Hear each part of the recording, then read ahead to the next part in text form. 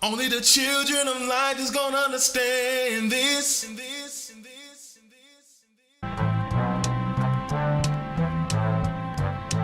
For there are three philosophical sects among the Jews, the followers of the first of which are the Pharisees, of the second, the Sadducees, and the third sect, which pretends to a severer discipline, are called deceits.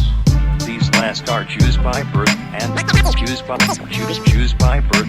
This is another blessing, brotherhood. This is another blessing, brotherhood. This is another blessing, brotherhood. Taking it back to the way that it was in the beginning.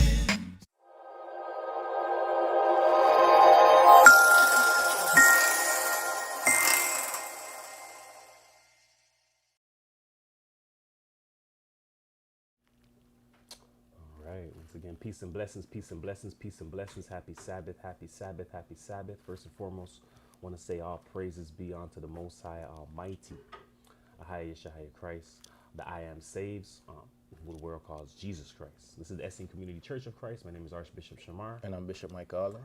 and we be bringing you today's Sabbath report, lesson, worship, which today is called Drunk with Wine.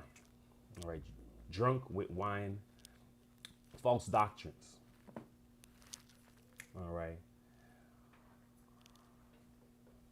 And it's an important topic. We're going to be going into a little history on not only wine, all right? So let not the title deceive you. All right, we're going into strong drink as well. All right, but that drunk with wine, the wine is the bringing you into that world. That's where it kind of starts from. Being drunk with wine and the false doctrines that come with it. But not only false doctrines, we're going to see the wrath. All right. So the false doctrines and wrath comes from being drunk with wine. But we're also going to see that this wine and this wrath, all right, is also been given to us as a law of nature principle by the Most High. All right. So that we can get and understand how he operates. Yes, how he operates. We're going to get into all of that today. All right. So with that being said, we're going to get right into the lesson. Once again, it's being drunk with wine, false doctrines. All right. So drunk with wine. We're going to look at the physical understanding, the spiritual understanding of what the scriptures is telling us about being drunk with wine. And then we're going to be able to analyze, can we drink said things or can we not? All right.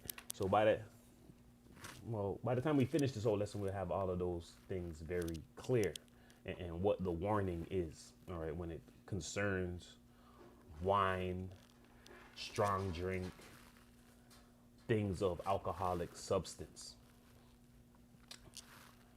All right, so we're going to start at Isaiah 53 and 1. This is the book of the prophet Isaiah chapter 53 verse 1. Who hath believed our report, and to whom is the arm of the Lord revealed? All right, so who has believed our report and to whom is the arm of the Lord revealed? Who's going to believe the report, the worship, the lesson? All right, and believe, we know that belief goes into be willing. Who's going to be willing to do the things that is being said? All right, the things that God is revealing to the community through, right, his prophets, those who he's speaking the word through, his preachers, his teachers, those who he's sending out to give you the message. To whom is the arm of the Lord revealed? All right, the power of God been revealed to. All right, the power of God being the power of Christ. In the Old Testament, they wanted to know that power. They thought very carnally. They wanted to know physical power. So physical power is show me some sign that you're with God, that he controls this realm. So show me a miracle. Show me something supernatural. All right. And they asked Moses for that in the wilderness, and Moses showed them the various signs with the rod, striking the rock, making water come out of it, different various things. to make them believe, to come into belief. Right? When Christ came, he said, "The wicked and adulterous nation seeketh a sign." They're not going to get no sign but the sign of Jonah. That's him going into the earth, coming back up. Right now we're in the time of confirmation. Right? You're not going to get any signs to make you believe. All right, but if you believe, you can get some more confirmation to make you further believe. All right, but there's no more of convincing people with the power to bring them into belief. All right, that already happened through the power of Christ and what he did through his death and resurrection. All right, so with that being said, we're going to go through the scriptures and ensure that they're interpreted, translated, and taught correctly. We're at Sirach, which is also Ecclesiasticus 1 and 6. And once again, Sirach was taken out of the middle of the Bible, supposed to be in between your Old Testament and New Testament. All right, it's with the original KJV 1611 that was translated, all right, by the authority of King James, all right, but eventually was taken on out, as well as the letter in the beginning that they wrote, right, the writers and the translators wrote on why they translated it, which was a message for the people on the warning on the Pope and what they're doing and trying to water down the word for Christendom. All right. So we're at Sirach, which is also Ecclesiasticus 1 and 6. It's the book of Sirach, chapter 1, verse 6. To whom hath the root of wisdom been revealed? Or who hath known her wise counsels? Unto whom hath the knowledge of wisdom been made manifest? And who hath understood her great experience? All right. So to whom has the root of wisdom been revealed, or who has known her wise counsel? All right. So who knows the root of wisdom? Who knows the root of where wisdom's coming from? Yes, the information, people that are equated with the information that's coming from wisdom. All right. They're able to see the knowledge, understanding, and then come to wisdom, but they don't know where that is actually coming from. All right. And that's coming from, right, the Godhead. All right. Wisdom, who's a part of the Godhead, the feminine entity. All right. And to whom is the knowledge of wisdom been made manifest? All right. So who knows the knowledge of wisdom? Who's aware of her? All right. Who understands her great experience? Who understands her journey? All right. And how she is incorporated with the Godhead. All right. So once again, we're going to go through wisdom now. Wisdom in Proverbs. All right. Which they say this is written by Solomon. All right. She's going to give us some understanding on the topic at hand. All right. Being drunk with wine. All right, and speaking with a king, all right, and instructing the king on how to operate. All right, so we're going to take that in. It's the book of Proverbs, chapter 31, verse 1. The words of King Lemuel, the prophecy that his mother taught him. What, my son, and what the son of my womb, and what the son of my vows? Give not thy strength unto women, nor thy ways to that which destroyeth kings. It is not for kings, O Lemuel.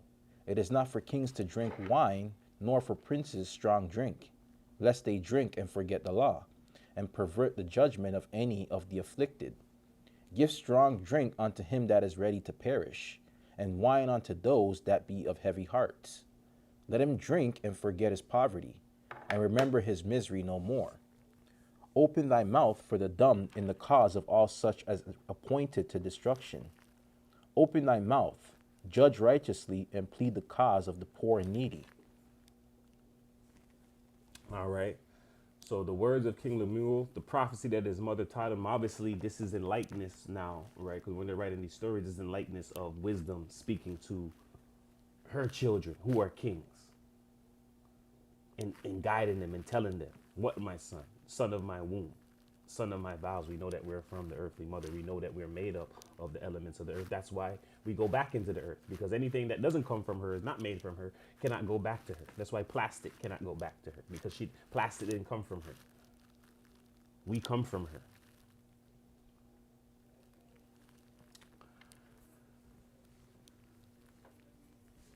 All right.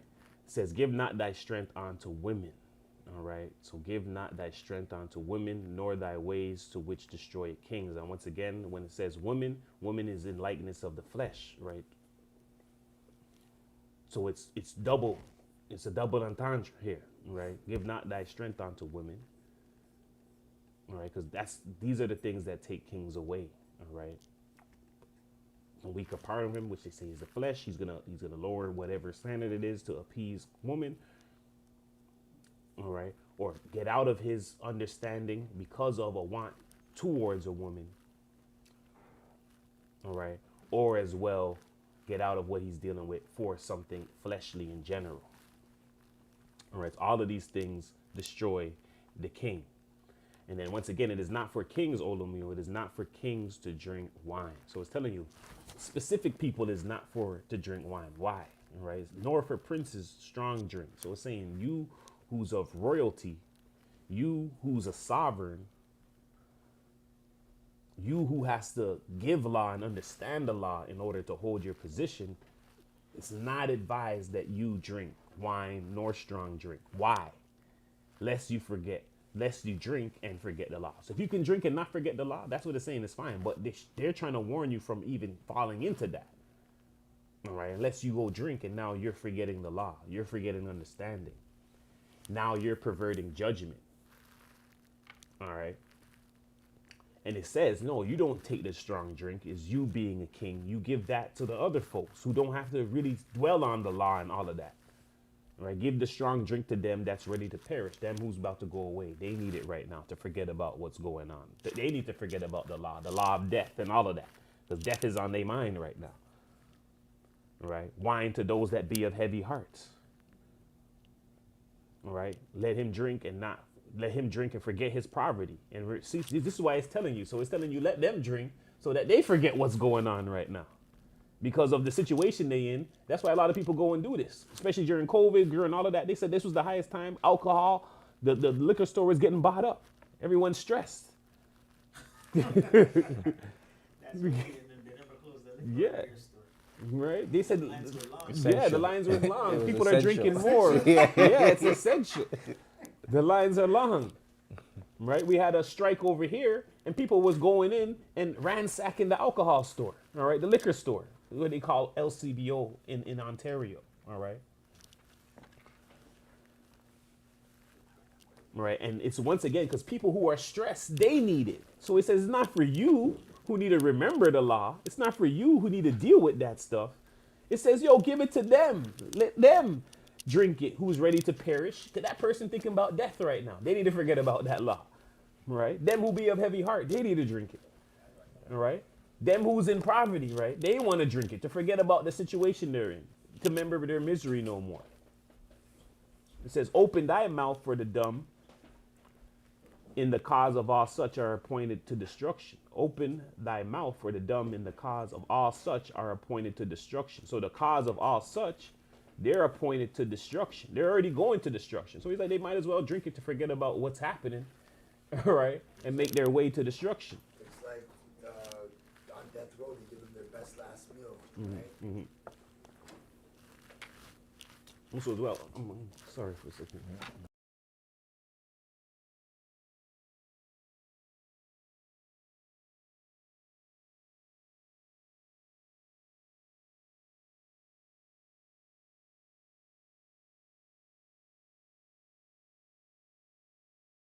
You know that they're saying that. All right. So give strong drink to him that is ready to perish. All right. So it says, open thy mouth, judge righteously, and plead the cause of the poor and needy. All right. So it says, you got to open your mouth. You have to judge righteously and plead the cause of the poor and needy. All right. So you have to open your mouth. You got to judge righteously and you got to plead their cause. You can't be the one that's under the alcohol consumption. This is what it's saying to the king. All right. So we're seeing here. All right. It's not for the king. Why? We're seeing that it's saying that when you drink, you forget. And then how do we know that? It brings in all the people who need to drink and they're in all different types of situation where they want to forget the situation that they're in. All right. So the number one reason it's saying don't drink it because it allows you, all right, it opens up the ability for you to begin to forget the law. And then we see the types of people who do drink it. They're people who want to forget about what's going on with them. All right. And once again, how I even came to this, right? So when we were dealing with the alcohol, so when I was falling into times where I'm like, you know what? I'm stressed. I don't want to remember nothing right now, but I want to dwell on the scriptures. I don't want to remember. I want something for comfort. All right. we're going to the wine, but the wine is not allowing you to go back to the scripture. So when you do consume it, it doesn't allow, you're not going to consume this thing and be like, oh, I'm going to study, I'm going to read the scripture. And like, you're not, it wasn't doing that, which caused me to be like, this can't be what God is telling us to go to in these times, which brought us into why the church deals with incense over wine and alcohol consumption. All right. So we're going to continue. All right. We're at Genesis 27 and 26. It's the book of Genesis, chapter 27, verse 26. And his father Isaac said unto him, Come near now and kiss me, my son. And he came near and kissed him. And he smelled the smell of his raiment and blessed him, and said, See, the smell of my son is as the smell of a field which the Lord hath blessed. Therefore God give thee of the dew of heaven, and the fatness of the earth, and plenty of corn and wine. All right. So we're seeing Isaac is blessing his son. All right. He says, come here. All right. Kiss me, my son. All right. Smelled him. He smelled of his raiment. He blessed him. Right. He says his son smells the smell of the field, right, which the Lord has blessed. So he's smelling outside on him. He's smelling nature on him. He's like, yo, you smell like the fields that the Lord has blessed. Therefore, the God give thee the dew of heaven. All right.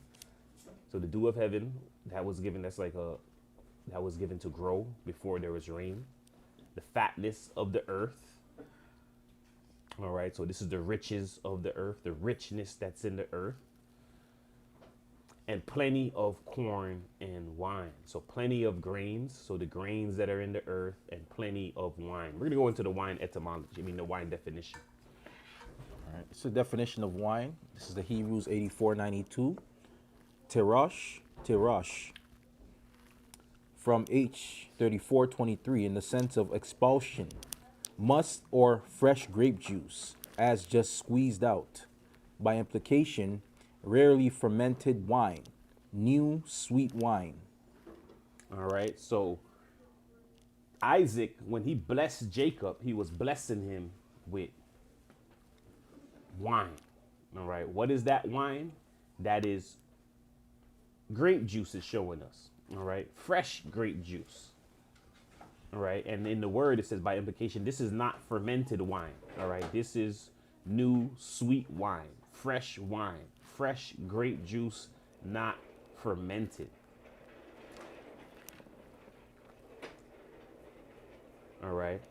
And the root of that word, tirashe, all right, goes back into the Hebrew word, which is from ra'ash, all right, which means first, denoting freshly pressed. So that's why even when you get like olive oil, it'll tell you virgin, all right, meaning it's fresh, all right. So this is what it's telling you. This wine right here, the same way, it's connected to the word that means first, which is ra'ash, that's where that word is stemming from, the root of it, which means first, means this is fresh. All right, this is the first process. It's fresh, freshly pressed grape juice. So, I wonder what the real name for fermented wine is, like grape juice. That's We're gonna get into all of that. Okay. All right, so freshly pressed grape juice was what the Lord, or what Isaac blessed Jacob with. All right, we know that we're coming from Jacob. All right, so we're gonna try to see, when did he bless? Did he bless him with alcohol? That's not what he was blessing him with. All right, he blessed him with the fruit of the vine. All right, we know that the fruit of the vine as well is healthy, because there's things that they have called the grape juice diet. All right, where they say grape juice is healing for you. All right, the Concord grape juice. I forgot who did that as well. There's somebody who did the grapefruit. Huh? No, I mean like who came out. There's someone who teaches it. Oh, okay. Yeah. Grape juice diet. There's a book on it. There's a book. Let me see if I can find the book.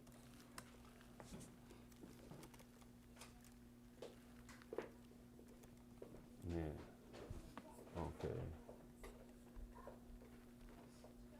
Okay, so let's see. So the grape juice theory. All right, so it's the grape juice theory. That's what the book is. All right, the grape juice cure.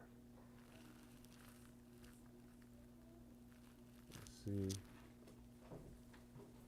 All right, so its author, Joanna Brandt, shares a personal journey of living with cancer and the discovery of how the beneficial properties of grapes cured her disease by refreshing and purifying cell structures. The virtues and naturopath are extolled, and the readers are encouraged to detoxify their bodies and prevent disease, namely cancer, through a combination of fasting and a diet of grapes. All right, so the grapes was been blessed, right? We know it's a part of the blessing. It says, I've blessed you with the grapes. And then now people are finding out, yo, the grapes are healing. It heals you with the grapes. Yes, the Lord is healing. And if you believe in the Lord and you're going to his body, touching his body, anything with his body, there comes healing.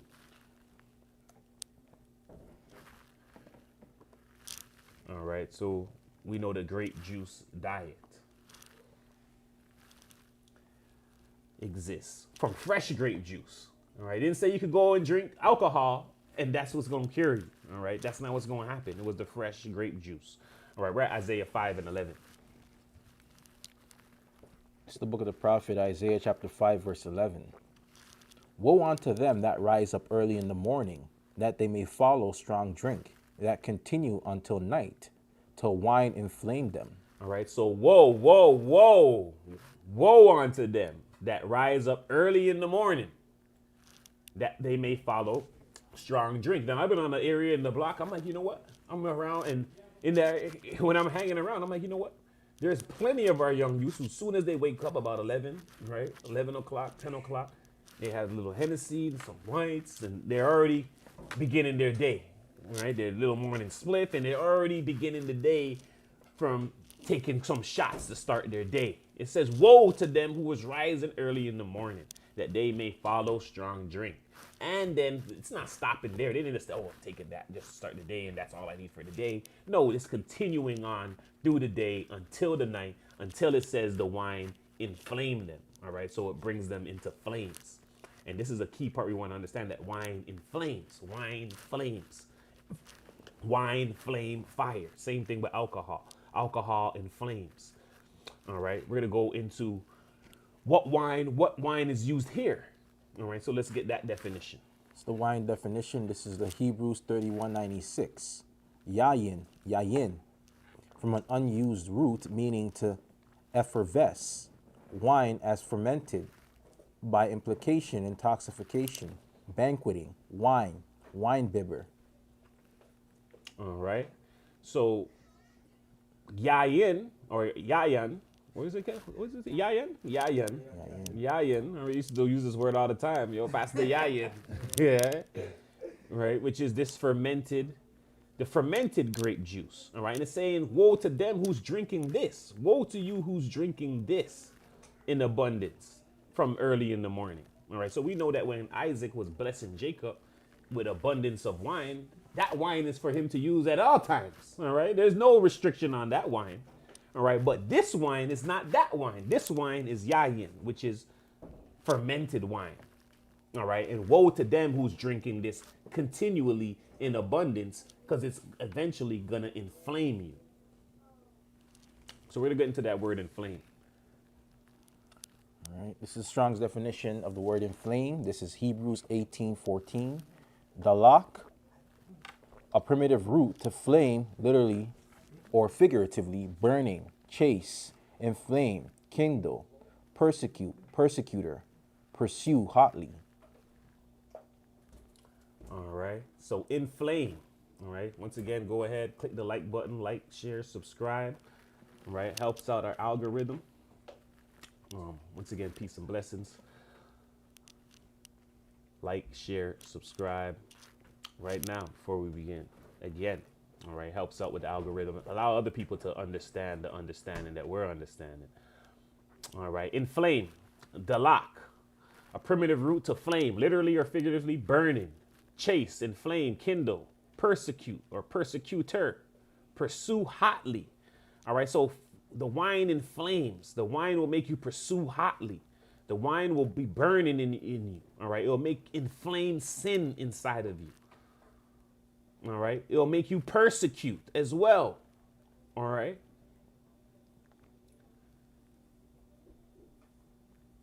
This is the inflame it's talking about, to inflame you with sin.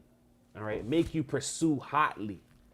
All right, make you inflame, meaning in anger as well, as anger is equated with fire as well. All right, we're gonna go to inflame etymology.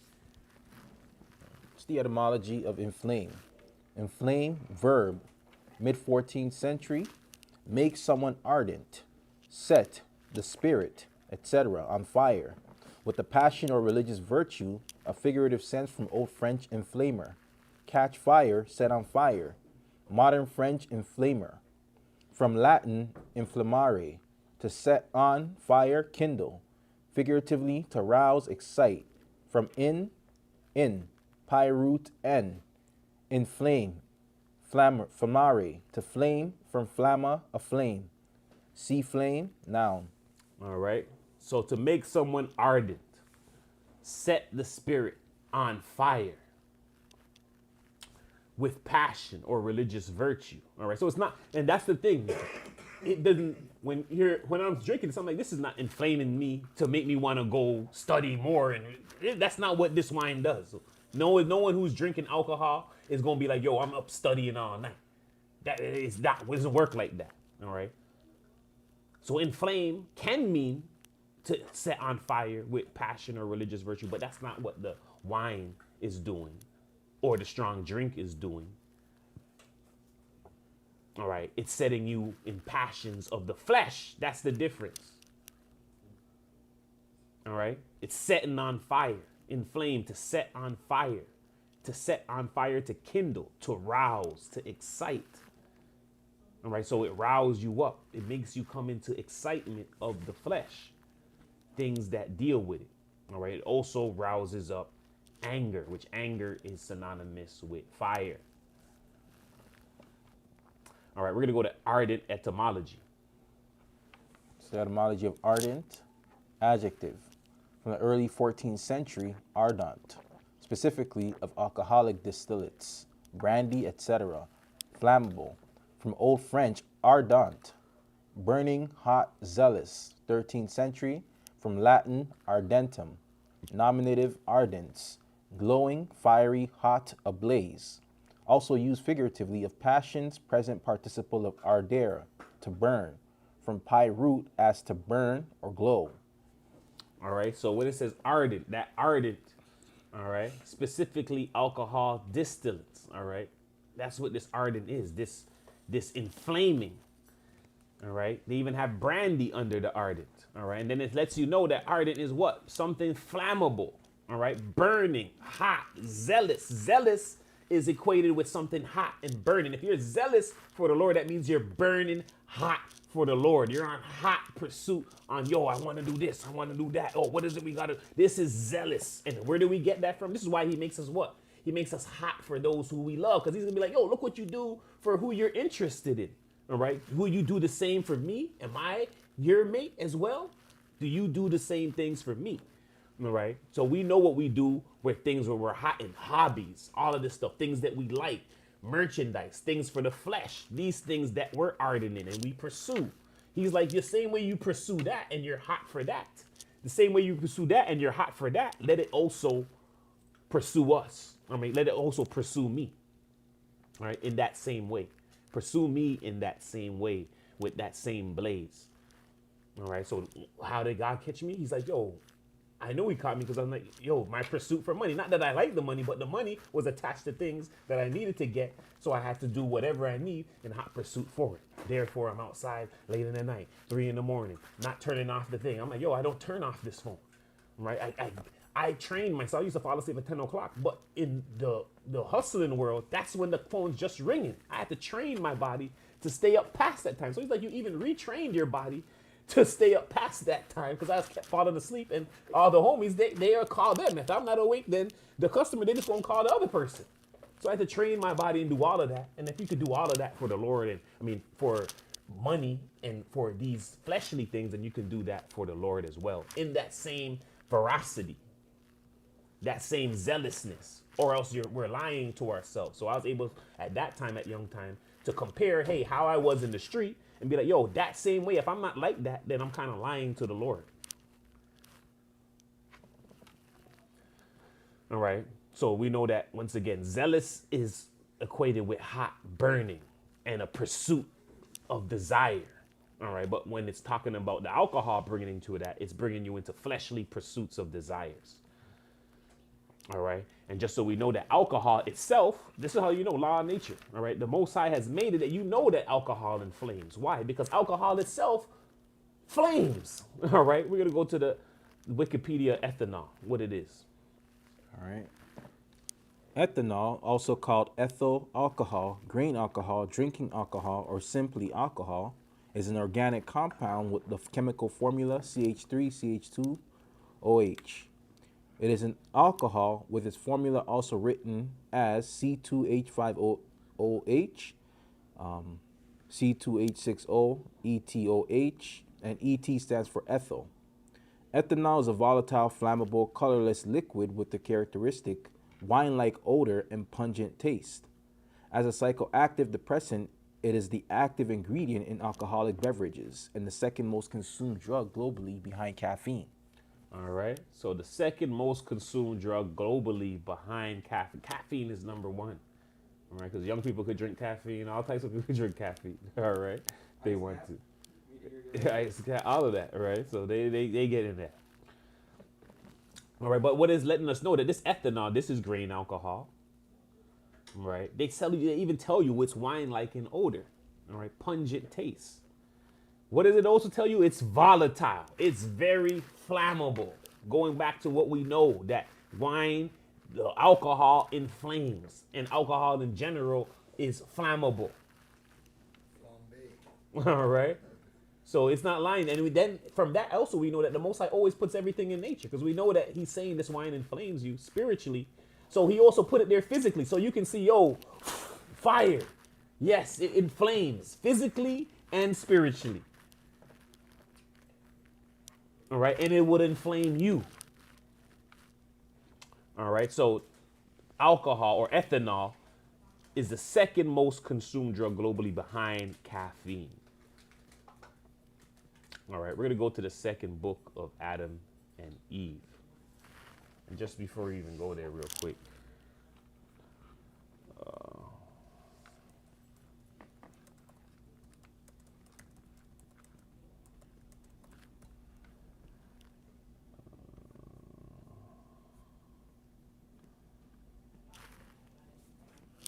All right, so this is the second book of Adam and Eve, just so people know where it's coming from real quick, all right?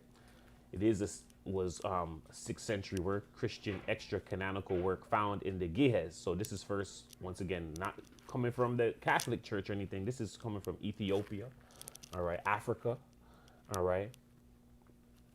Translated from an old Arabic original, which was also translated from a Syriac source, all right? So from Aramaic. And that source that it came from was the Cave of Treasures. So from the Cave of Treasures, they extracted this record from there.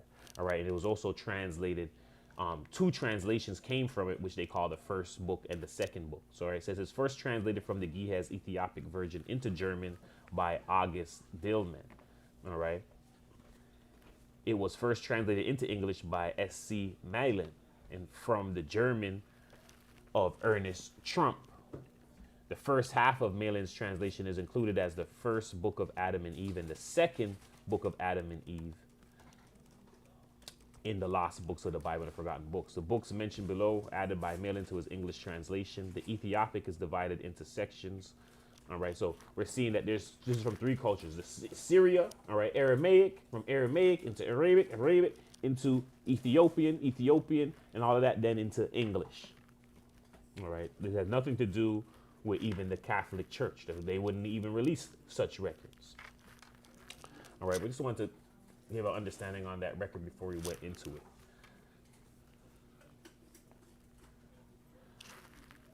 All right, so we're at the second book of Adam and Eve, chapter 20. It's the second book of Adam and Eve, chapter 20, verse 2. But as to this, Genon, Satan came into him in his childhood, and he made sundry trumpets and horns and string instruments, cymbals and psalteries, and lyres and harps and flutes. And he played on them at all times and at every hour. And when he played on them, Satan came into him, so that from among them were heard beautiful and sweet sounds that ravished the heart. Then he gathered companies upon companies to play on them, And when they played, it pleased well the children of Cain, who inflamed themselves with sin among themselves, and burned as with fire, while Satan inflamed their hearts one with another, and increased lust among them.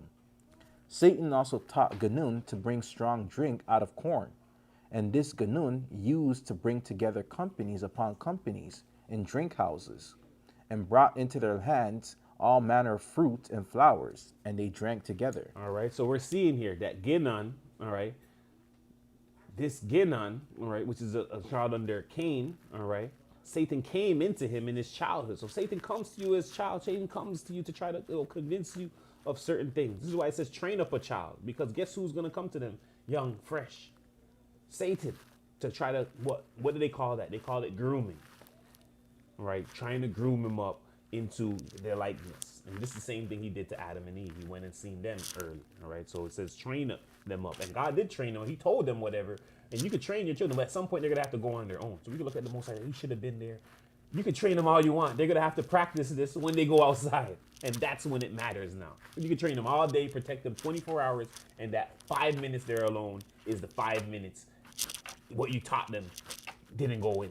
All right, so it's important that, hey, you're training them, but they got to know that, hey, when you're trained, you're going to be tested, and you have to pass the test when you're on your own. It's easy when someone's there restricting you. It's harder when you got to do it on your own, all right, and go out there like an adult.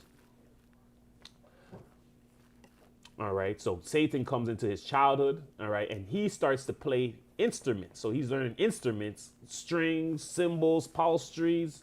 He's playing on them at all times, at every hour. So Satan's first grooming him by, he has a plot. He's like, I'm going to make this man play instruments, make it seem harmless. That's what he does first. Oh, it's harmless. This play around. Knowing that he has something else in his mind. And when he played on them, Satan came into them. So Satan is coming into them, right? So it lets us know what type of music was he playing. He wasn't playing on certain hertz. He was playing on the hertz that introduces Satan into your heart, right? So there is music, what they say, what do they call it again? What's that hertz? 432. 432 hertz, right? Where they say these are the healing hertz, and then the other ones kind of bring in negative energy into you, which this is what we're seeing here, that he made him play certain music that was allowing him to come into his heart, all right?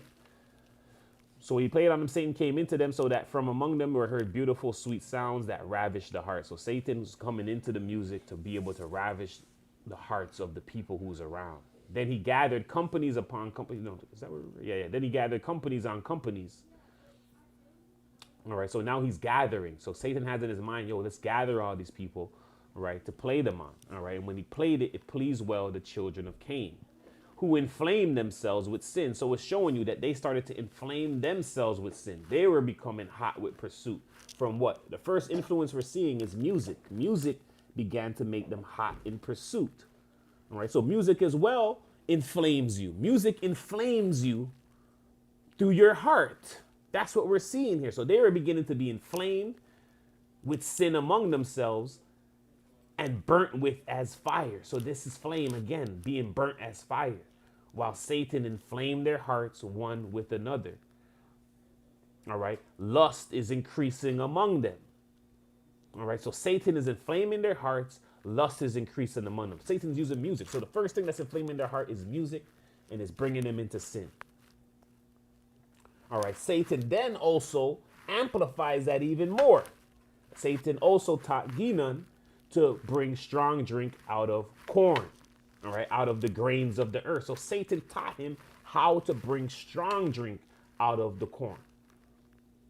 All right, this is how we're having the strong drink come on the earth. And this Ginon used to bring together companies upon companies in drink houses. These are bars. These are your clubs. These are the places you're all going to gather to go drink with each other.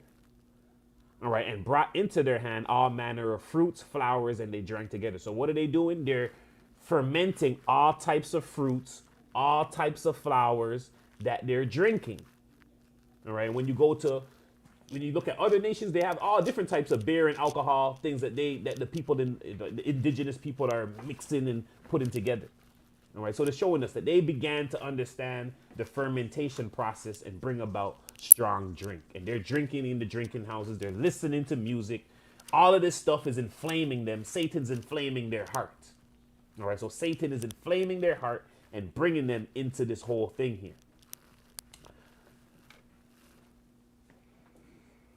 All right, so give us verse 5 and continue. All right. It's the second book of Adam and Eve, chapter 20, verse 5. Satan also taught Genun to bring strong drink out of corn, and this Genun used to bring together companies upon companies in drink houses, and brought into their hands all manner of fruits and flowers, and they drank together. Thus did this Genun multiply sin exceedingly, and he also acted with pride, and taught the children of Cain to commit all manners of the grossest wickedness, which they knew not, and put them up to manifold doings which they knew not before. Then Satan, when he saw that they yielded to Genun and hearkened to him in everything he told them, rejoiced greatly, increased Genun's understanding until he took iron and with it made weapons of war. Then, when they were drunk, hatred and murder increased among them. One man used violence against another to teach him evil, taking his children and defiling them before him. All right, so here we're seeing, all right, this Genun did multiply sin exceedingly. So Genun multiplied sin by what? Music, alcohol, bars, and clubs. This all then brought inflaming of the children of Cain. They started to inflame. We're seeing the same thing today, all right? Music, the alcohol, the club. You know those old Western movies where they show the guys going to the saloon and they have the women in there and the music is playing and the alcohol is playing? It's the same scenario. Oh, yeah, that's definitely the same thing. That's how they built the railroad. Women, alcohol, and music. All right, and they didn't even add in the woman in there too as well. All right, the woman in there as well to now complete the sin. All right, sexual sin, because now we know that they're sinning with violence as well. All right, so this Genun did multiply sin exceedingly. He also acted with pride. He taught the children of Cain to commit all manner of the grossest wickedness, which they knew not, and put them up to manifold doings which they knew not before. And this is all because of the inflaming caused by the music, the alcohol, the gathering. All right. So now they're dealing with sin that they knew not, wicked, grossest sin, which they knew not, and put them up to manifold things that they never knew before. All right. Then Satan, when he's seeing they're yielding to Genun, all right, and hearken to him in everything, he's now increasing him in understanding. So what are we getting? Satan can increase you in understanding. In what? Wicked understanding, though. So Satan reveals to you the dark things for you to increase in understanding in. All right, so he's getting understanding, he's learning, he's inventing, but he's not doing it according to the will of God. All right, not doing it according to the will of God. That's the whole point. All right, and then when they were drunk, hatred, murder increased among them. So we're seeing violence increased among them. When they were drunk, hatred, murder increased among them. All right, one man's using violence against another to teach them a lesson. Even going so far as taking another individual's children and defiling them before him. This is wicked, gross sin happening, right? Because of the inflaming of the alcohol. Now here, when you see this, all right, this is the yellow corn, all right? So this yellow corn, it's 100 proof, straight corn whiskey. All right, so this would be in the likeness of what Satan taught Genun how to make, all right? Straight alcohol first out of the grains. All right. Not a lot of people drink these type of things no more. Right. They go to a different one, but this is corn whiskey, corn alcohol, corn strong drink. Sounds like moonshine. Yeah. All right. So strong drink, when drunk to excess, causes a falling away from the law. Hatred, murder, violence. All right. Resulting from anger. Satan taught man how to make strong drink out of the grains of the earth. And once again, the first alcoholic drink was the overproof alcohol, the strong drink.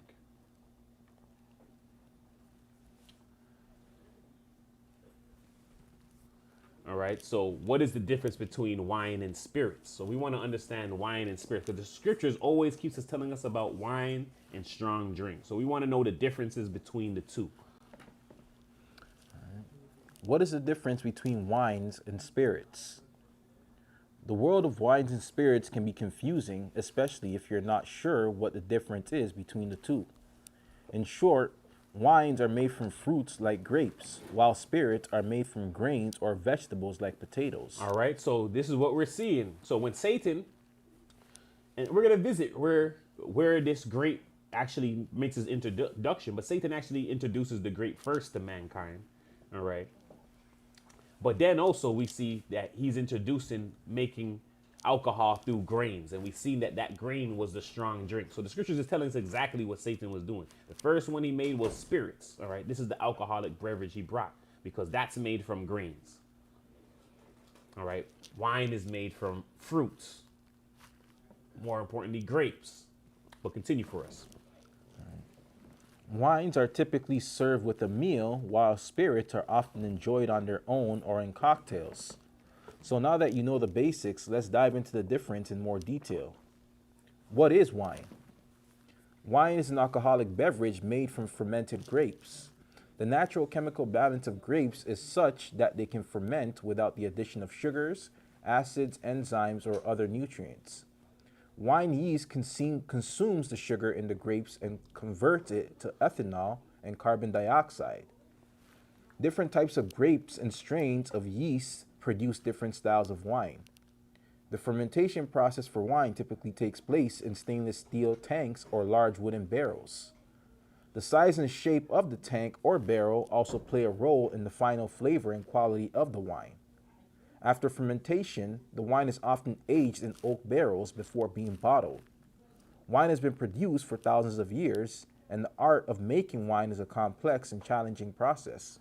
All right, so they let you know that wine is coming from fermented grapes. You don't need to add anything to it. The natural chemical balance of the grape allows fermentation naturally without addition of any sugar, acids, enzymes, any other ingredients to help it break down, all right, which are acids and different things of that nature.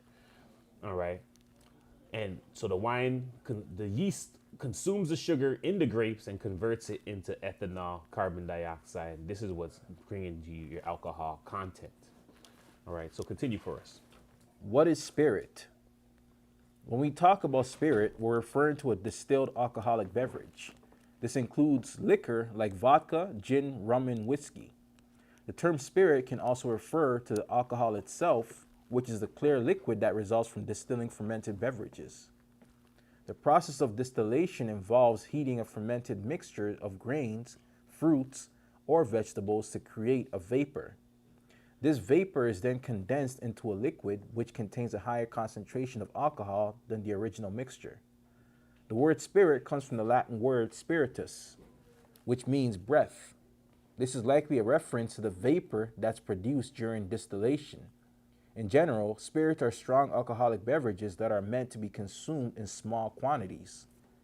They're often used in mixed drinks or as a way to add flavor to food. There are many different types of spirits, each with its unique flavor and history. Some of the most popular spirits include vodka, gin, rum, and whiskey. All right. So we're seeing here that the word spirit refers to a distilled alcoholic beverage. All right. So wine is not a spirit. All right. Once again, wine is not a spirit. All alcohol are not spirits, but it is referring to the alcohol, but a specific type of alcohol, which they're showing you. This alcohol is coming by distillation. All right. So by distilling. All right, so by distilling this vapor, right, this is what they're catching. All right, so they're distilling it. They're taking the vapor. The vapor has a higher concentration than the original fermentation has, and this is what they take to make the strong drink, the alcohol. All right, so spirits come from distillation. So Satan taught Ginnam how to distill. He taught him how to heat up and to get the vapor that's being produced, and that vapor is going to have a higher concentration of alcohol. So just imagine at that time, they never even had alcohol before. And the first alcohol they're getting is strong 100. People don't even drink those stuff no more. People don't not drink those alcohols, overproof. I wouldn't want to do security in that. Moonshine. That's Yeah, moonshine. that's moonshine. That's Everclear. They say even in some states, it's banned to give anybody that type of high alcohol. That's because you only see the 100 proof or whatever. Those corn ones we're talking about, that's high up there. And guaranteed people were getting alcohol poisoning back then. They probably Yeah. They never introduced me before. So this was the first coming into it, they were getting, every time you do something first or introduce to something that's changing your mind, it's gonna have a certain effect on you because it's the first time you dealt with it. All right, so they didn't know how to deal with it till they were warring with each other, fighting, right? Disciplining each other, taking each other's kids, defiling them. This is what was going on. All right, so the word spirit comes from the Latin word spiritus, which means breath. And once again, they're saying this is the reference to the vapor that's produced during distillation. So they're saying, yo, this is a breath. This is coming from a spirit. This spirit is drunken. All right. All right. So spirits are strong alcoholic beverages that are meant to be consumed in small quantities. All right. So they're meant to be consumed in small quantities. Continue for us. Distillation. Wine and spirits are two types of alcoholic beverages that are often confused with one another. They are both made through the process of fermentation, but there is a key difference between the two. Distillation. Wine is made by fermenting grape juice, while spirits are made by distilling fermented grain fruits or vegetables. Distillation is the process of heating a liquid to its boiling point and then condensing the vapors into a separate container. This helps to concentrate the alcohol content in spirits. For example, vodka is made by distilling fermented grapes like wheat or rye. All right. So this, on the other hand, people do this with water. And why do they do this with water? Because when you distill it, the vapor is going to separate from the bigger body of the water, leaving all the germs, whatever would be in it. And now you're taking the vapor, which is not going to have any of that stuff in there, and it's going to be pure. And this is where you get distilled water from. All right, but continue. On the other hand, wine is not distilled and has a lower alcohol content as a result. The different production methods give wine and spirits their distinct flavors. Wine is typically fruity or floral, while spirits tend to be more harsh and astringent. Spirits are also much higher in alcohol content, so they are often consumed in smaller quantities than wine. In summary, the key difference between wine and spirits is that wine is made by fermenting grape juice, while spirits are made by distilling fermented grain, fruits, or vegetables. Distillation helps to concentrate the alcohol content in spirits, giving them their distinct flavor. Spirits are also much higher in alcohol content, so they are often consumed in smaller quantities than wine. All right, so we're seeing again, all right, wine just comes from straight fermentation of fruits. All right, the spirits come from distilling, all right, this alcohol content. All right, and taking this distilled, vaporized thing and condensing it, and this now is the alcohol content that we're seeing. And it's made out of grains instead of fruits. All right, and here we have it, corn spirits, 190 proof. All right, so it's real strong. And it's even banned in some areas where they say this is too strong for you. All right, you know what, let me see. Let me go get that real quick. Let's see if I can pull that up real quick. Yeah, there was a show there, The Moonshine. I don't know. Yeah, You guys but remember that show? Yeah, they used to try and hide all the time from like the laws and authorities and That's what stuff. I was gonna say. Moonshine takes a lot of copper, glass, takes a lot of things to make it that strong. Right? It's like a you have to basically build almost like a chemist thing to make Yeah, moonshine. the distillation. Yeah. So how would they know how to? All right, so here we go. So I'm at here, the world population review. So we're at here. This is the legal status of Everclear. So Everclear, what is Everclear? Everclear is an extremely strong grain alcohol. It is a brand name that has become synonymous with strong liquor, and there are some states that believe it is simply too strong. That is where there are some locations where it is not legal within the borders of the state. It's important to note that there are multiple types of Everclear, and not all of them are exceedingly strong, When people are talking about strong Everclear, they are usually talking about Everclear 190. This Everclear, which is 190 proof alcohol, this means that it is 95% alcohol by volume. In essence, it is an almost completely pure grain alcohol, which makes it one of the strongest alcohols on the face of the earth. I've used it before and it smelled it, and when it touches your hand, not to drink, but for like to clean stuff, whatever, but when it touches your hand, it just like evaporates.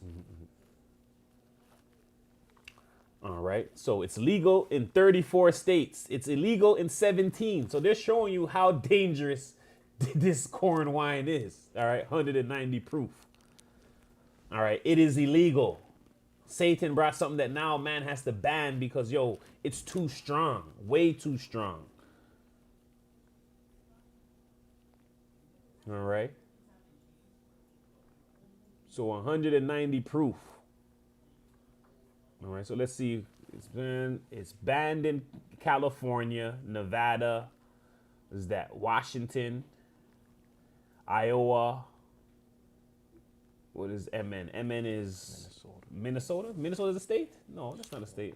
MN is what's MN? Where are Americans at? Minneapolis? Oh, no, that's not. MN. What state MN? Dang. MN state. What state is that? Minnesota. Isn't that Minnesota? Right? Oh, it's Minnesota. Okay. Okay, Minnesota's a state? Yeah. The state has I never heard that. Why do they have a basketball team? Like in the city, right? Yeah, it's supposed to be the city, I guess. All right. It says, all right, Iowa, Ohio, Virginia, North Carolina, Florida, Yeah. it's Maryland. Minnesota. Well, it's Minneapolis. Oh, it's Minneapolis. Okay, Minneapolis. That's okay. Minneapolis. And Minnesota, the city. Okay. New York, Massachusetts. All right, so we're seeing. All right, we're seeing all different. So 34 legal, 17 illegal. No, Minnesota is the state. Minnesota's the state. Minnesota is the state. Amen. Minnesota is a state. Yeah, it's not a city. Minnesota is a And state. Minneapolis is a city. Minneapolis That's is what a I'm city. saying. I looked it up yeah. right here. The state. I didn't know that. See? So Minnesota Vikings is representing the whole state. Yeah, The whole state. it's the Yeah. whole- That's the. I guess it's kind of small. They're It's like, a you know, smaller state. That's yeah. why. Yeah. Okay. So it's a vaunted city. Mhm. All right. Interesting. So just wanted to go there clearly to show you what type of alcohol they were consuming. They're consuming alcohol that is illegal in 17 states in the U.S. right now. All right, because of what it does. It's too strong. We're gonna go to ferment etymology. It's the etymology of ferment. It's a verb from the late 14th century. Intransitive from Old French fermentor, 13th century, and directly from Latin fermentare, to leaven, cause to rise or ferment. From fermentum, substance causing fermentation, leaven, drink made of fermented barley, perhaps contracted from fermentum, fervimentum, from root or fervere, to boil, seethe, from pie root, brew, to boil, bubble, effervesce, burn. Transitive use from 1670s, figurative use from the 1650s, related to fermented, fermenting, also from the late 14th century. All right. So once again, ferment, all right, is going back to fermenter, to leaven, to cause to rise or ferment. All right. Substance causing fermentation, leaven, drink made of fermented barley. All right. To boil, to seethe. All right. Is fervere. All right. So to boil, to seethe, and I guess that's why they call fever. I guess that will be coming back from that word there. Fervere. Fervere. Yeah. To boil, seethe, you know, when you have a fever, you're boiling, you're saying you're hot. It's the same thing, all right? To boil, to seethe, to bubble, to burn. All right, so ferment means to burn, to bubble, to boil. All right, continue, ferment. Ferment, noun, from the early 15th century, from Old French ferment, 14th century, from Latin fermentum, leaven, yeast, drink made of fermented barley. Figuratively, anger, passion. See ferment.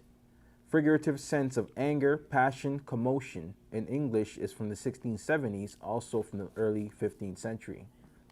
All right, so ferment, boil. When you're hearing boil, God always lines these things up. So what it's doing physically is also what this word could mean spiritually. All right, boiling. This ferment is boiling, bubbling, but it also means anger, passion. Because when you're angered, when you're passionate, you're boiling, you're bubbling. And it's funny too because they say when you're dancing with the women, they call that you're bubbling. It's a bubble. Catching you're in hot passion right now. You're gonna catch you a bubble right now. All right, so passion. All right, ferment, bubble. All right, so ferment, to boil, to bubble, anger, drink made of fermented grains. All right, we're gonna go to 1 Corinthians 5 and 6. It's the book of 1 Corinthians chapter 5, verse 6. Your glorying is not good. Know ye not that a little leaven leaveneth the whole lump? Purge out therefore the old leaven, that ye may be a new lump, as ye are unleavened. For even Christ our Passover is sacrificed for us. Therefore let us keep the feast not with old leaven, neither with the leaven of malice and wickedness, but with the unleavened bread of sincerity and truth. All right. So there we see your glorying is not good. Know you not that a little leaven leaveneth the whole lump? Purge you out the old leaven, that you may have a new lump, as you are unleavened. So we're naturally unleavened. He says we're not to be leavened. And we're just bringing this to show you that a leaven is equated with malice and evils. He says, let us therefore keep the feast not with old leaven, neither with the leaven of malice and wickedness. So when God's using law of nature, he's using the leaven to show us that this leaven is attached to malice, wickedness. Unleavened is holy, righteous. Right? And he says we are unleavened. Naturally, we are unleavened, being a new lump in Christ. All right. But he says, but we're not to, once again, keep the feast with the old leaven, right, which is leaven of malice and wickedness, but with unleavened bread, which is sincerity, truth. So unleavened tells us sincerity, truth, purity. Unleavened, sincerity, truth, purity. Leaven, sin. Acts of sin, malice, wickedness. Unleavened, sincerity, truth. All right. Luke 12 and 1. So if we're even looking at that, we're going to be like, oh, the leavened version of alcohol or the grape juice, which one? All right. It's going to be connected to malice, wickedness. All right. The unleavened grape juice, right, which is fresh grape juice, is going to be connected to sincerity, truth. All right, we're at Luke 12 and 1. It's the book of St. Luke, chapter 12, verse 1. In the meantime, when they were gathered together, an innumerable multitude of people, insomuch that they trode one upon another, he began to say unto his disciples, first of all, beware ye of the leaven of the Pharisees, which is hypocrisy. All right, so we also see that hypocrisy is also considered leaven. All right, all things that are bad is considered to be under this thing of leaven. All right. Malice, wickedness, hypocrisy. This is leaven. All right. Sincerity, truth. This is unleavened. So we're just showing you that how the scriptures, how the God is looking at the ingredients that's even being used in the situation. How he looks at things that are fermented, which is leavened, and how he looks at things that are unleavened. All right. Unleavened, sincerity, truth, fermented, malice, wickedness. All right. And he shows us, right? He's divided light from darkness. All right. These things are not going to be connected to each other. All right. We're going to continue. We're at the Testament of Naphtali, 2 and 7.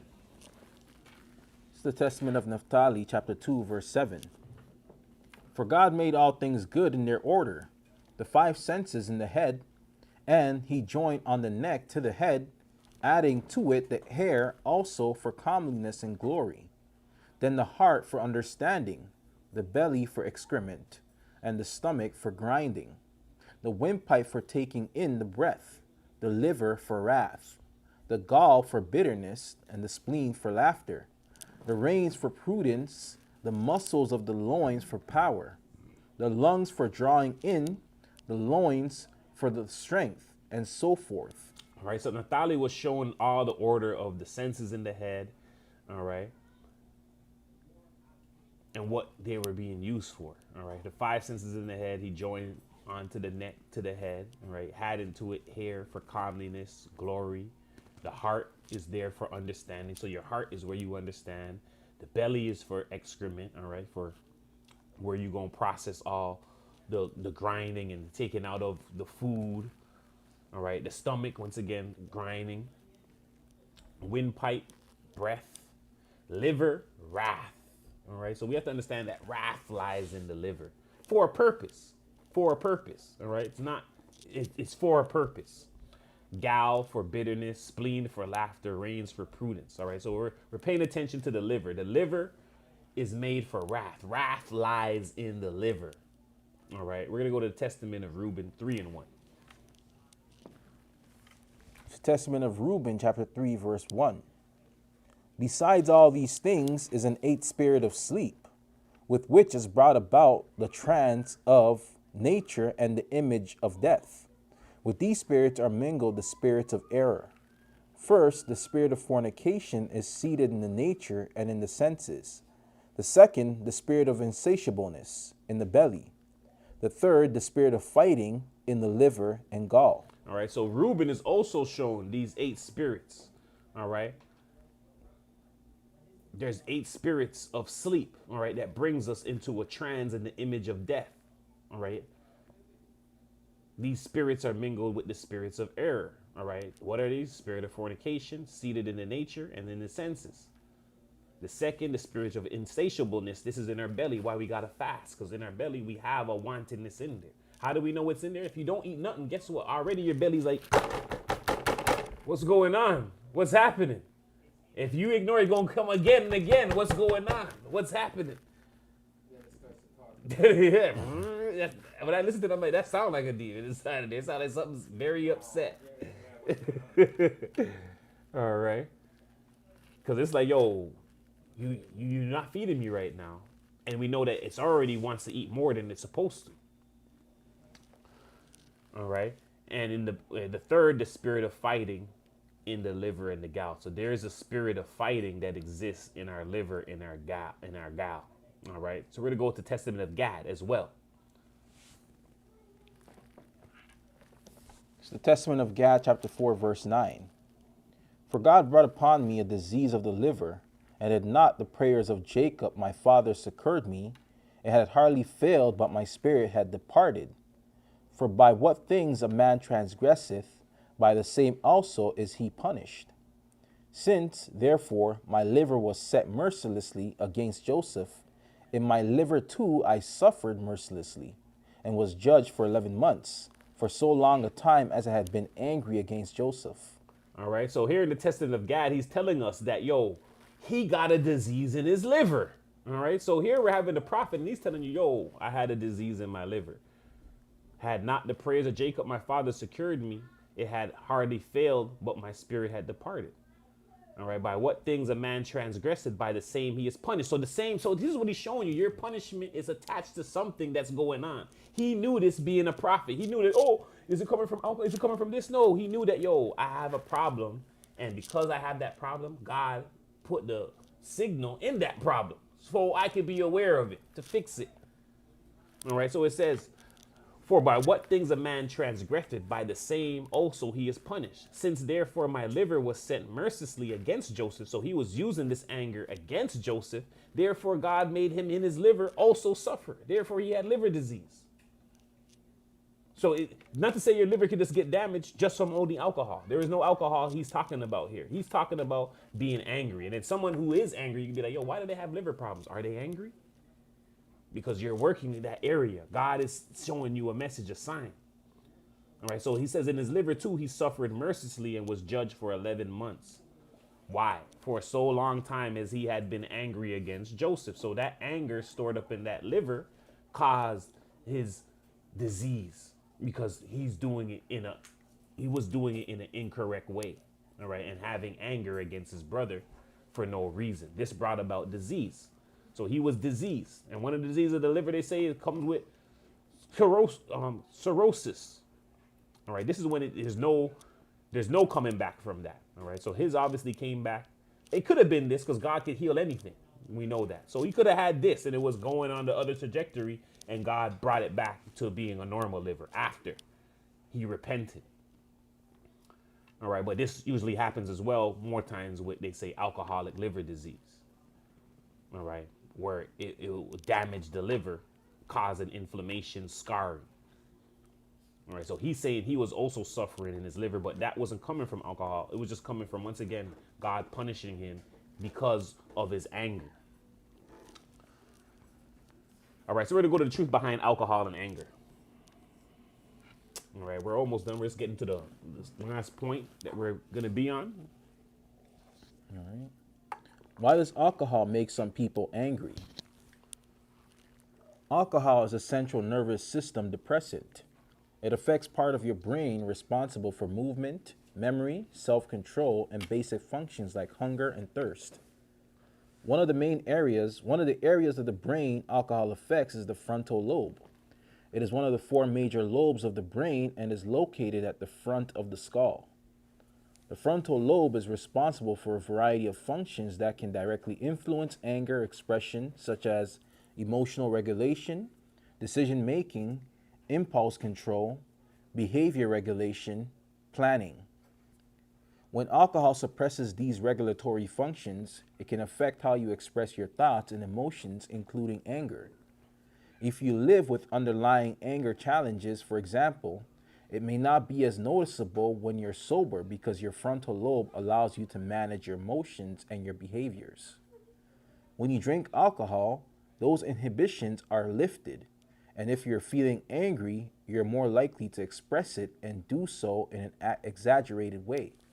All right, so we're seeing now that the alcohol is a depressant. All right, let me just get that word real quick.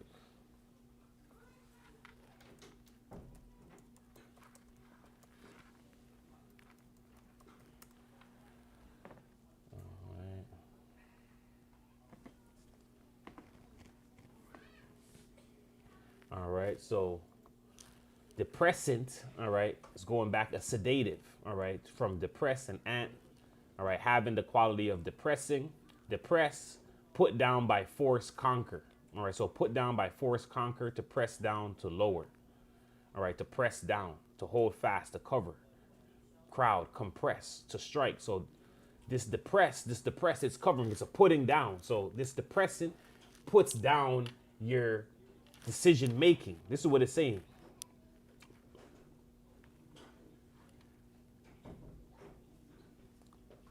All right, it pushes it down.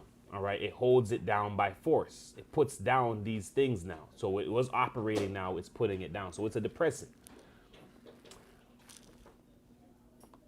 All right, so one of the areas, all right, so it affects the part of your brain responsible for movement. So once again, you're not seeing how you're moving now. All right, memory is not remembering. All right, self-control, this is one of the main ones. Self-control, to remove self-control, basic functions like hunger and thirst. It says one of the areas of the brain alcohol affects is the frontal lobe.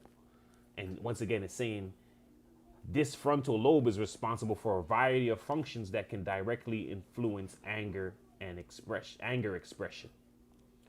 All right, so this frontal lobe controls emotional regulation, decision making, impulse control, behavior regulation.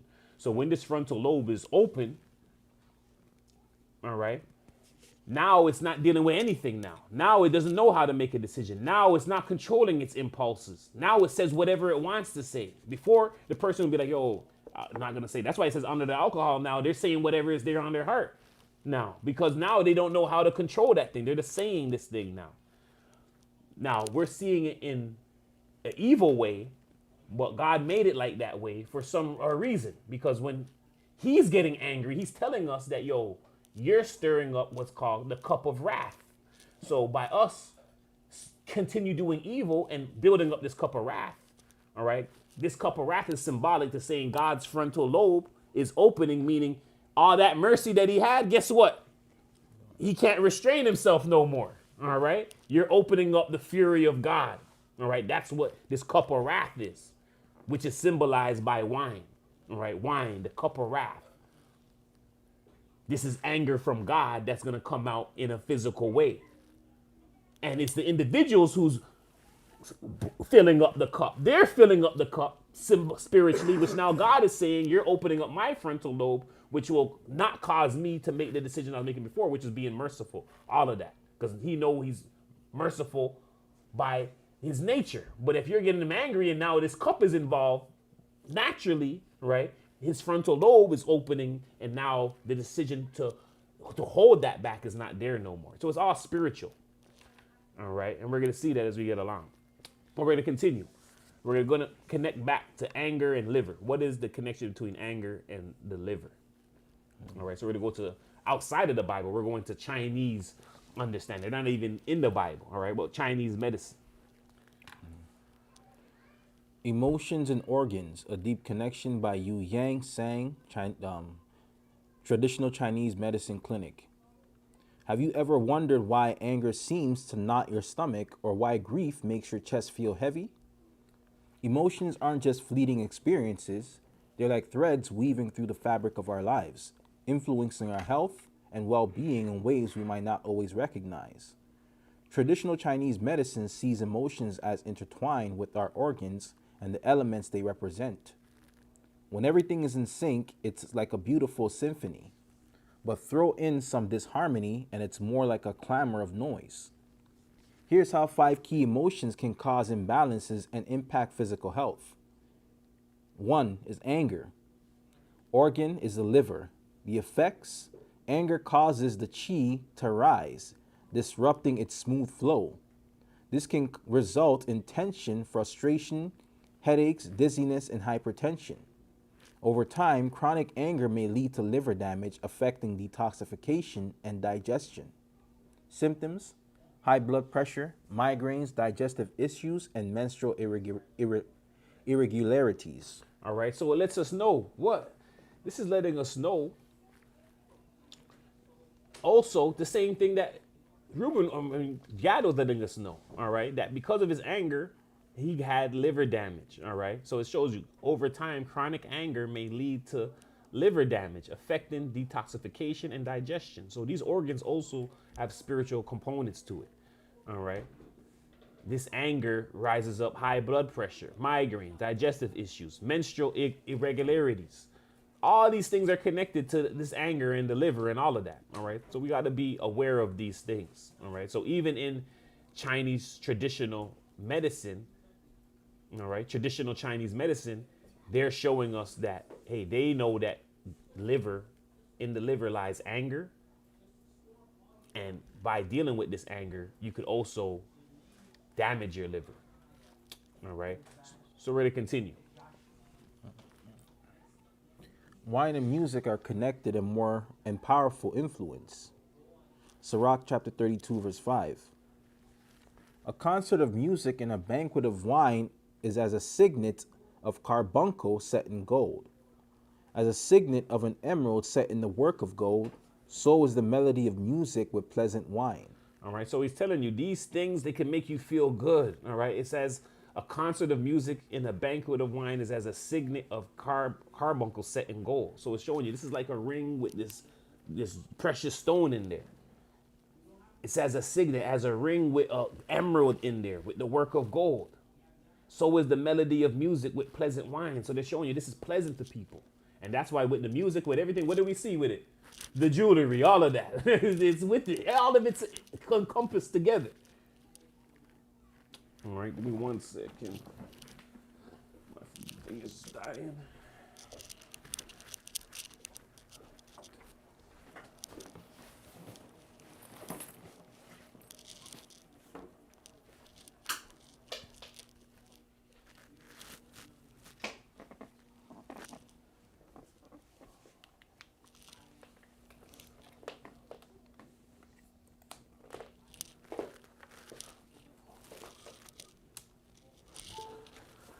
Right. All right. So even with the wine and the music and all of that, we see the jewelry there with it. Both of them. Both of them make everything even more pleasant. That's why the music, naturally, they're saying, yo, you want to be a rapper, you want to be art, you have to have that stuff with it too. It just makes it even more pleasant. Right? They're saying they can't even listen to you as an artist if you don't even have the jewelry and stuff on. It makes it hard in this society to hear you and take you in if you don't have jewelry and stuff on. They're like, you're a rapper? If you're not flexing. Yeah.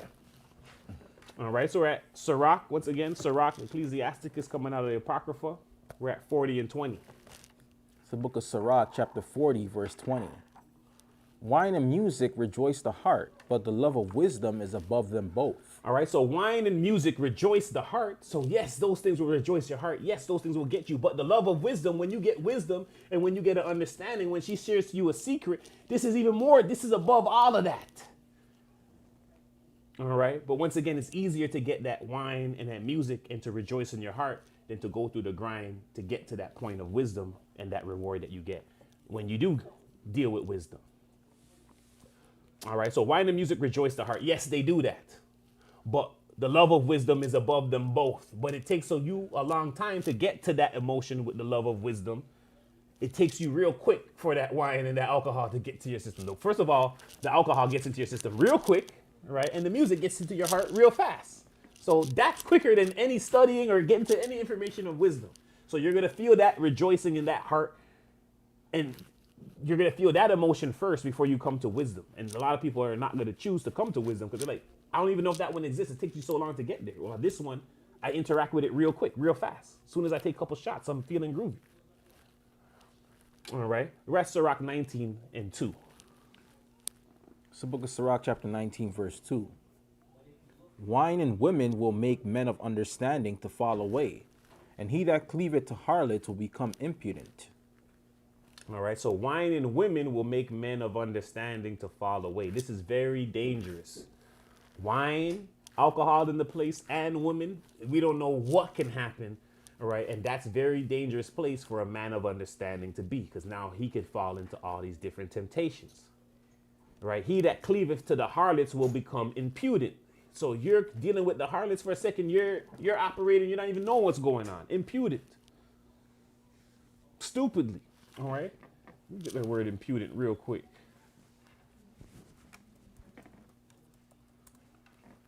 All right. So impudent, without shame, shameless. All right. So it's showing you that wine will make, that righteous man, he's without shame now. Where he was thinking about the Most High and all of this, he ain't thinking about nothing. All right. No shame now. And they show you what be going on behind these doors. All right. I was looking at what's his name? What's that? Oscar De La Hoya. All right. And this stuff, they're like, when he's getting drunk, he's dressing up all different types of ways and having the women take pictures of them and all of this stuff. And this is a boxer, a trainer. But once again, when he's under the alcohol, now he's without shame. And now they take pictures of you. Now they're going to use that against you. All right. Oh, bras and stuff. Yeah, lingerie, all of that. Right. I was shocked when I saw it. All right. So we're at Sirach 31:25. It's the book of Sirach, chapter 31, verse 25. Show not thy valiantness in wine, for wine hath destroyed many. All right. So show not thy valiantness in wine. All right. For wine has destroyed many. Don't show power in wine. This wine destroys many people. All right.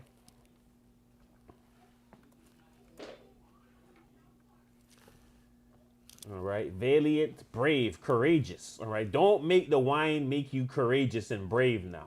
All right. Because that's what alcohol does. Now you strong. Now you powerful. A lot of people die under that. All right. Because now this person is feeling brave and courageous and stepping into danger. Right. It says interpret in danger. All right. Let's see what this interpret is.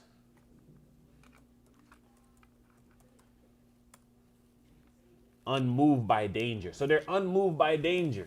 Unmoved by danger. All right. So valiant is interpret in danger. Meaning, they're unmoved by danger. So now they're going to get taken out because they're not even paying attention. Their senses is lost now. They don't know danger is around. That's what comes a lot of time. This is why I don't like alcohol. I don't like alcohol, and I don't like, doing that in the clubs, because once again, that's a time where I want to be on point. So it was never a good mix for me because I'm always analyzing the situation. I'm like, how can I analyze here and be things? So for my rule, I always be like, you know what? If the parties in my area, meaning a block party, then that's what I'll deal with. But I can't go to other areas. In my area, I know what's going on. But other places, I can't. Because once again, once you're drinking, you don't know what's the danger is around. And this is why a lot of stuff happened in the clubs and all of that. I've seen straight men go home with transsexuals and not even know.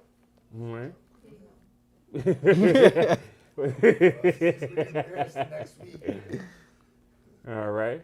So I guess we ended with these two situations here, all right? Because this is the same stuff. Genesis 19 and 30. So we're just going to go to a couple stories. This story here.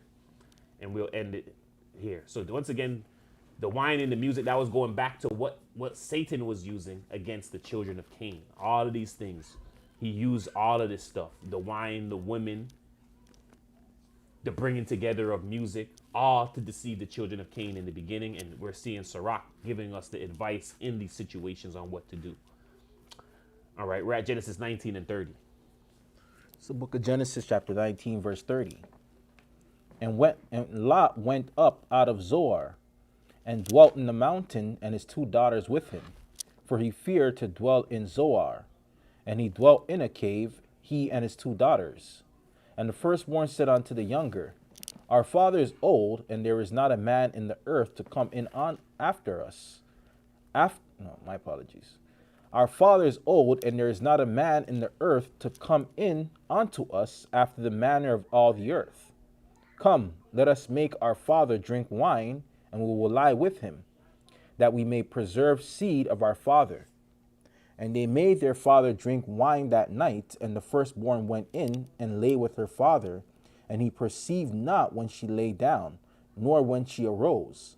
And it came to pass on the morrow that the firstborn said unto the younger, Behold, I lay yesternight with my father. Let us make him drink wine this night also, and go thou in, and lie with him, that we may preserve seed of our father.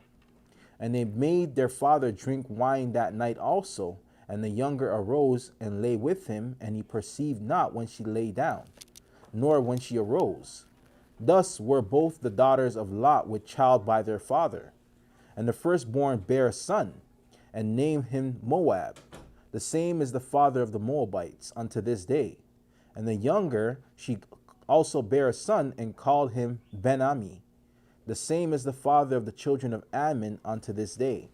All right, so here we're seeing after what was happening in Sodom and Gomorrah. All right, Lot's going up out of Zoar, dwelling in the mountains. He has his 2 daughters with him.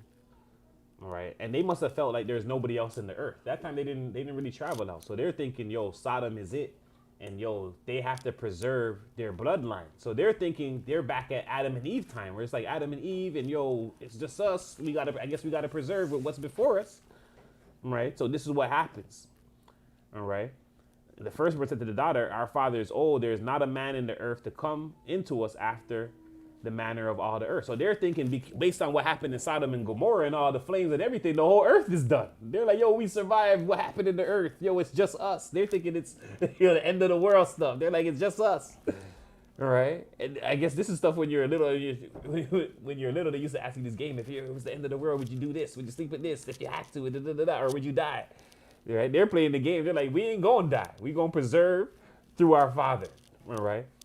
So they say, let us make a drink. Let us make our father drink wine, and they will lie with him and preserve their seed of their father. So they're thinking they're doing something righteous in this moment, right? And they made their father drink the wine. And once again, the firstborn goes in, lays with her father, all right, committing what you call incest, all right? And he's not perceiving. Why? Because he's drunken. So he doesn't know what happened. He doesn't know that when she got up, when she lay down, when she arose, he doesn't know nothing. And then the next night they do this thing again. And this brings about the children called Moab and Ammon. And these children were rejected. All right. So these children were rejected because of this. And once again, we're just showing the influence of what happens. Wine, women, the decisions that transpire. This is all in effect. All right. Now, he didn't go and deal with this, but I'm pretty sure they said, hey, here, take some wine, Dad. And this is where it begins, where now he's drunk. Now he doesn't know what's going on. This could happen with many people. Women around, all of that happened, and you don't know what happened. You knock out, they can take advantage of you. We think this stuff only happens to women, all right? And men understand this, and they love to use it on women as well, All right. Every little party, yo, make sure the alcohol is there. Make sure there's a couple shots there for her. Because of the same things.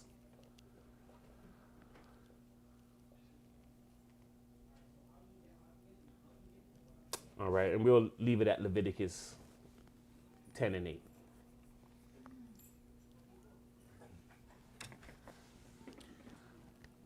It's the book of Leviticus, chapter 10, verse 8. And the Lord spake unto Aaron, saying, Do not drink wine nor strong drink, thou nor thy sons with thee, when ye go into the tabernacle of the congregation, lest ye die.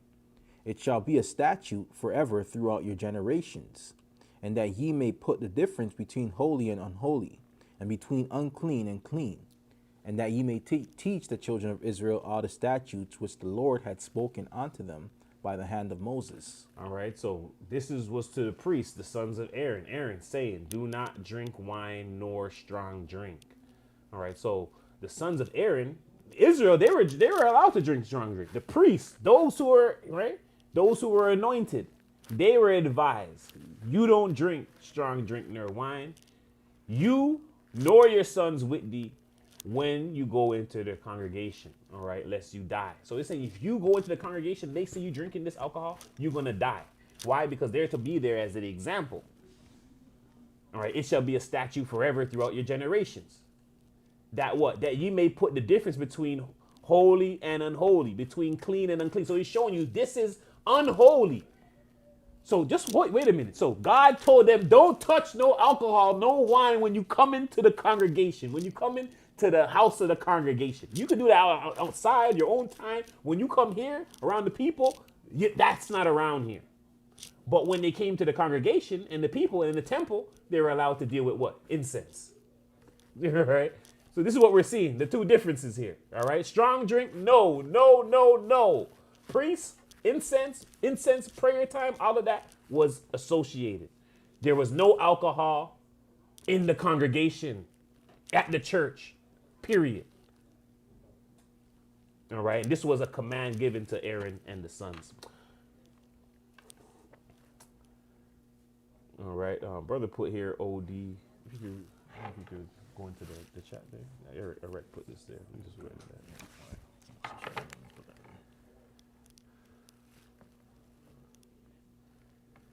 that. Deacon Eric, if you're on the thing, if you could just place that in our line chat so that we can read it properly, more properly there. Place the OD of Solomon in the line chat.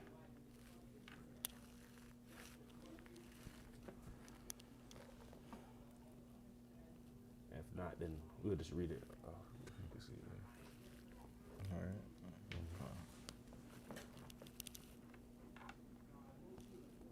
This is the Ode of Solomon, chapter 38, verse 7 to 15. For error flees away from it and meets it not, but the truth proceeds in the right path. And whatever I did not know, it made clear to me all the poisons of error and the plagues of death, which they think to be sweetness. And I saw the destroyer of destruction, when the bride who was corrupted is adorned, and the bridegroom who corrupts and is corrupted. And I asked the truth, who are these? And he said to me, this is the deceiver and the error, and they are alike in the beloved and in the bride, and they lead astray and corrupt the whole world. And they invite many to the banquet, and give them to drink of the wine of their intoxication, and remove their wisdom and knowledge. And so they make them without intelligence, and then they leave them, and then those go about like a madman, corrupting, seeing that they are without heart, nor did they seek for it. And I was made wise so as to not fall into the hands of the deceiver, and I congratulated myself because the truth went with me. All right. So it says, for error flees away from it and meets it not, but the truth proceeds in the right path.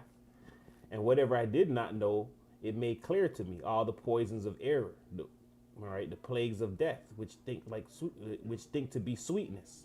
And he saw the destroyer of destruction, when the bride who is corrupted is adorned. So this is a bride, they're making this bride who's a corrupted bride, all right, is adorned, and the bridegroom who corrupts and is corrupted. All right, so there's a bridegroom who corrupts and is corrupted.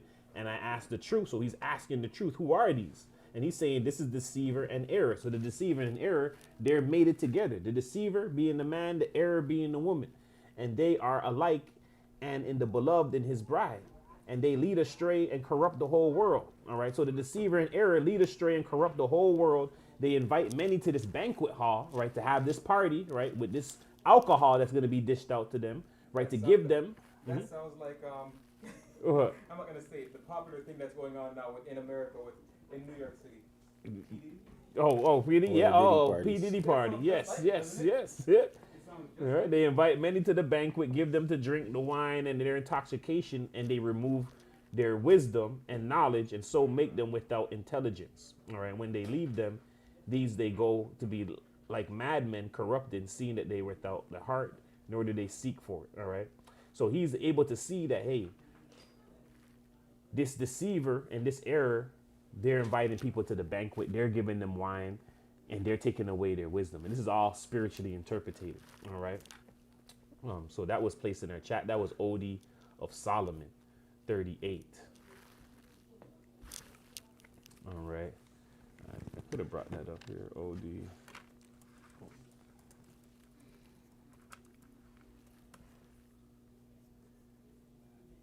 All right. So yeah.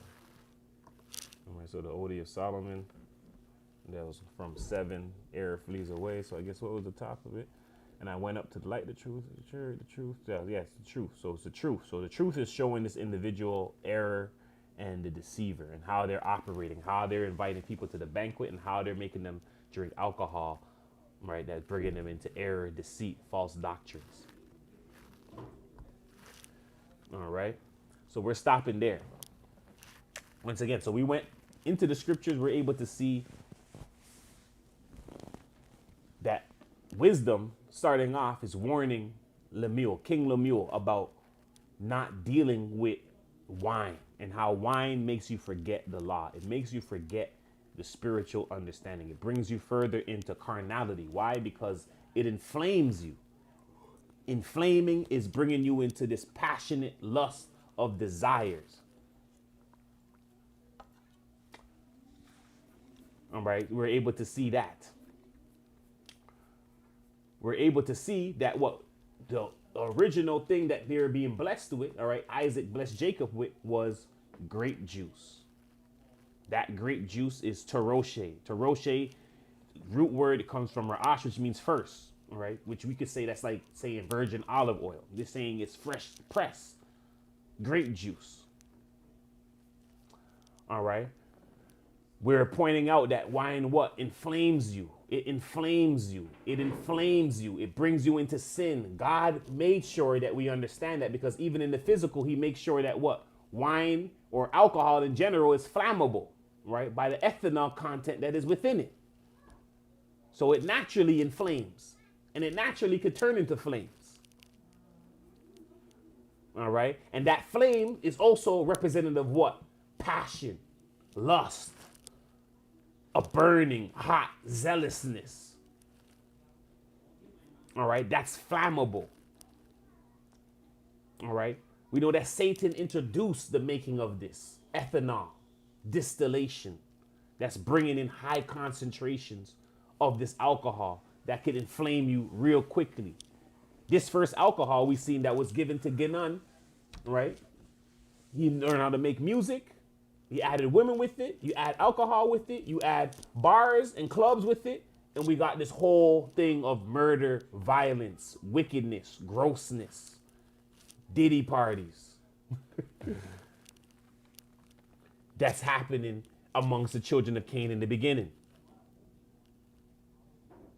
Inflaming them with the highest content of alcohol, right? Which is this corn alcohol, 190 proof. This 190 proof, when we went and looked, it's banned in 17 states. 17 states had to ban this alcohol that Satan had all amongst the children of Cain, having them drink. 190 proof. It's banned in 17 states. 34 states allows it. So you can't drink that everywhere. Ferment. Ferment, once again, being the boiling. Boiling, going back to the same thing, this fire. All right? This burn, to boil, to bubble. That also goes into anger, passion. All right? We know that what? Leaven is equated with malice, evils. Leaven is equated with evils. Anything leavened is going to be equated with the same thing. That's why he then goes to leavened bread. And then we compare it with unleavened bread.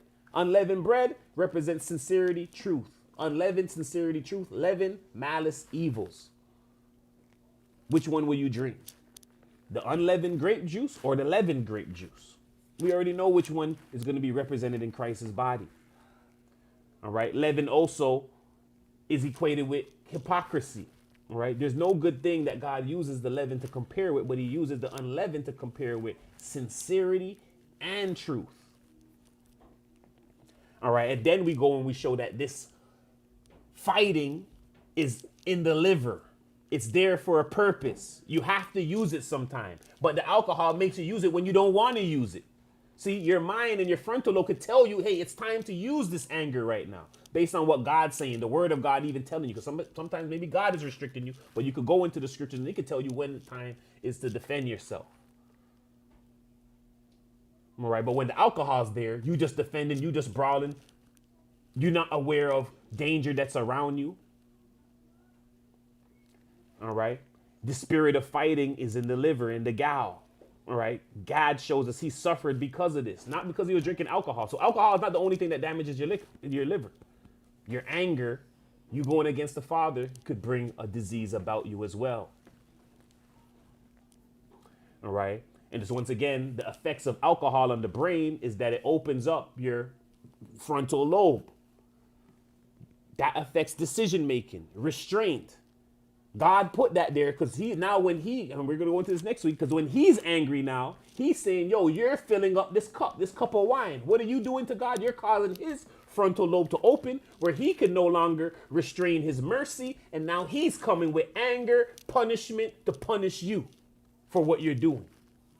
All right. And he had to show us that by putting all these things in the physical, so that now we understand why God doesn't want to do that. But we're the one that raised this alcohol level up in the cup, that caused this anger to happen, that causes his frontal lobe to open, that causes him not to control his anger no more and his mercy. And he's not the one drinking it. That's why it's all on us. By our behavior, we're filling up the cup. And he's saying, you're going to drink of the cup. He's not drinking it. He says, you're going to drink of it. He's pouring it out into you because it's your wrath. All right, so God is no way drinking it, but from the law of nature, we can see how he's using it to bring about his wrath and anger. And it's still on us because he didn't consume it. He didn't do nothing to it. We're the one filling up the cup. And then we're the one going to drink the cup. And the cup is full of violence. All right. So this is the decision making between it, that why anger existed. But the anger being there is also good. This is good because sometimes we could think too much and you don't use the anger. We need that anger in sometimes, but we need to be able to control it, and the alcohol doesn't allow us to control it. All right. And then once again, the warning of wine, music, concerts, all of these things can make the heart feel merry, pleasant. But wisdom, the love of wisdom, is above all of that feeling and emotion. Getting new information, mysteries, that defeats all of that, what they're getting out there from the club and from the music and from the women.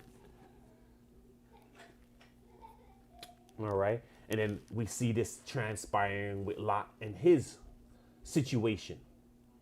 Man of understanding just made it out of Sodom and now getting into incest because of what? This wine. If he didn't allow no wine at all, if he would have listened to the Proverbs 31 like the mule and didn't allow no wine around his presence, then he wouldn't have been in that situation. But obviously, clearly, they know he drank a little wine, give him a little wine, and they got him drunk to bring about this sin. And they didn't understand what's going on because he's drunken. The same thing. This is why it tells man of understanding to stay away, stay away, stay away. And it's going back to the children of Aaron, and Aaron blessing, telling who's under him and who's going to the temple, once again, to stay away from the alcohol, stay away from the strong drink, Don't bring it into the congregation, lest you die. This is a statute forever. So the sons of Aaron and those who were anointed never brought alcohol, and they weren't supposed to bring it around the temple. We know those things change, which we'll get into next week. So that being said, we're gonna go to Isaiah. We're gonna go to Philippians 4 and 3.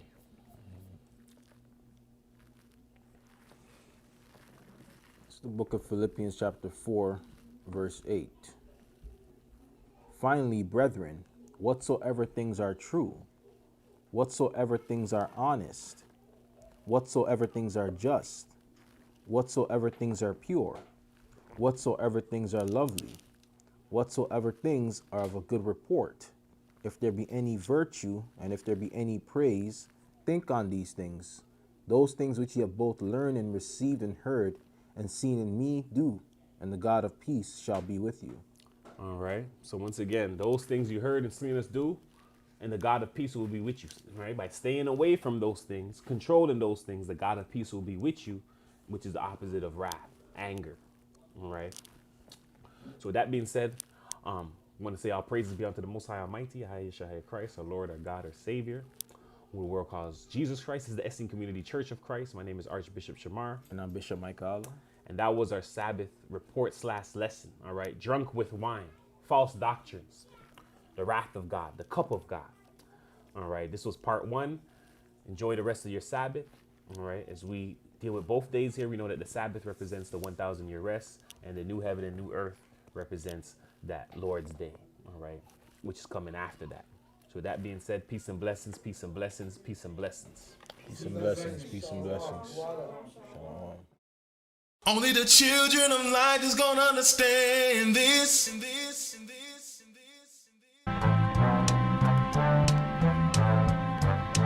For there are 3 philosophical sects among the Jews, the followers of the first of which are the Pharisees, of the second, the Sadducees, and the third sect, and the third sect, which pretends to a severer discipline, are called the Essenes.